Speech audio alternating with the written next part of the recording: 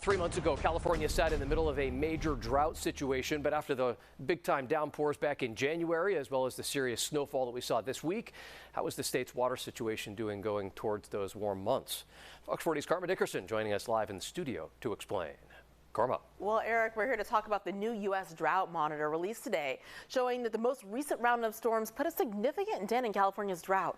Since last week, most of the state has gone from moderate drought to an abnormally dry condition. That's an upgrade, with over 11% of Californians now living in areas where there's no drought at all. Dr. Andrew Schwartz lives for snow. If I'm not measuring the snow, chances are I'm standing at the window watching it fall. Still, Monday and Tuesday was the most intense blizzard I've ever seen. And that includes the past 2 years that I've been up here during the winter, and then my time in Colorado on the Eastern Plains as well.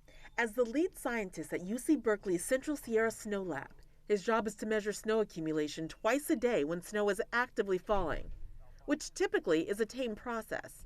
Stick a ruler in the snow, take a big tube and take measurements of the weight of the snow to get water equivalent. But lately, on these types of crazy blizzardy type weeks, it actually takes upwards of 45 minutes to an hour to go 50 yards because we're packing down 4 to 5 feet of very fluffy snow with each step of our snowshoes. Treacherous work, but its findings overall are good news. In terms of short-term drought, we've dramatically reduced the severity of it throughout the state. Notice he says short term. Janine Jones with the Department of Water Resources has a similar cautious optimism. No, we're really waiting to see what that April 1st snowpack is like because that's typically our maximum accumulation. As for whether Californians can expect to see any loosening of water restrictions. And we'll see how the runoff season starts off.